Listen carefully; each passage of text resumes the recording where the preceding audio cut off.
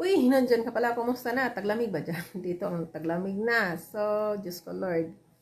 Mahangin sa labas. Shoutout, kumusta sa inyo? Ito ang sagot ko sa tanong na, pag ikaw ay nagmamahal ng sobra sa isang tao, pero hindi ka naman niya minahal, ituloy mo pa ba?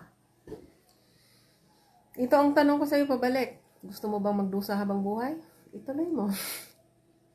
Pero nasa iyo ang, hawak mo ang sagot dyan.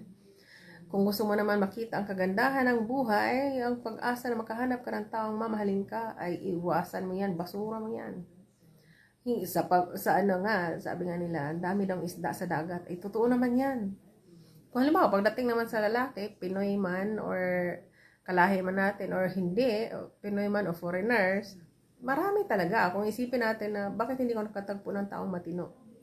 Baka kasi yung taong natagpuan mo ngayon ay hindi yan ang para sa'yo.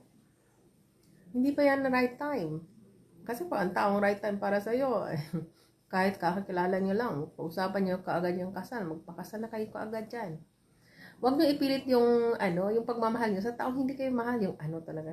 Huwag nyo ipilit yan. Kasi hindi yan pinipilit dapat. Dapat kusang naramdaman yan. Kasi pag pinipilit ang pagmamahal, ay nako, darating araw, pagsisihan mo yan. Mas okay yung taong minahal ka ng kusa at minahal mo rin siya ng kusa, o diba? Saya-saya. Kung nagdusa ka ngayon, basura mo yan, mag-enjoy ka.